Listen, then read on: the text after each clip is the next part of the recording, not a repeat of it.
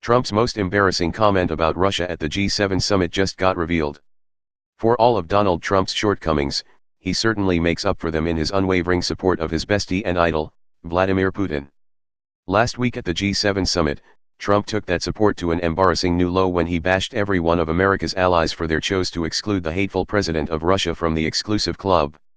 Apparently, he didn't stop embarrassing the country he claims to love when the cameras were off, either. Two diplomatic sources have confirmed to BuzzFeed News that Trump told his fellow leaders at G7 the Crimea is Russian because everyone who lives there speaks Russian. By that logic, every Comic-Con across the globe actually takes place on the planet Klingon, since any good Trekkie can speak the language. In reality, Russian forces invaded Crimea and annexed the region from Ukraine in 2014. The move led to many of the sanctions on Russia which Trump failed to uphold in 2017, and also resulted in Russia's ejection from G7, formerly known as G8. It's not just that Donald Trump has once again shown he has no cognitive grasp on current events, but the Russian-speaking region defense is not his own. It is the same propaganda used by none other than Vladimir Putin, who claimed he had the right to protect Russian citizens and Russian speakers in Ukraine at the time of the annexation. Trump made the remarks at a dinner which took place in Quebec, Canada, but not inside a McDonald's, according to BuzzFeed News statement from the diplomats. Both sources spoke on the condition of anonymity as they were not authorized to speak on the matter. Trump, who couldn't comprehend anonymity if he tried, was far more vocal than the frightened diplomats. During the course of the dinner, Trump questioned why his peers were siding with one of the most corrupt countries in the world, referring to Ukraine. Considering the precedent Trump has set where nothing he says means anything, no one present could tell whether the remarks were said in jest or if he actually plans to radically restructure existing U.S. foreign policy. Signs indicate he intends the latter, as he has been calling for Russia to be readmitted to the G7 since before he departed for the summit on Friday.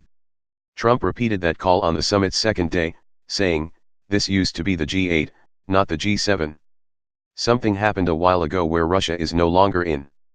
He predictably blamed that something on his predecessor, Barack Obama, saying Obama can say all he wants, but he allowed Russia to take Crimea, the action which ultimately led to their ejection from the formerly named G8.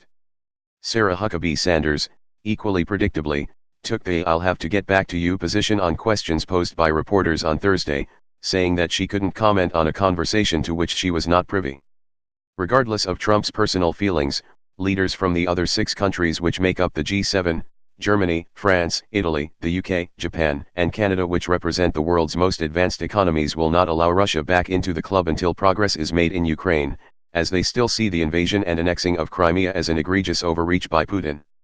"Unfortunately, we are not there yet," German Chancellor Angela Merkel told reporters, a sentiment echoed by French President Emmanuel Macron, who said, "The ball is in Russia's court."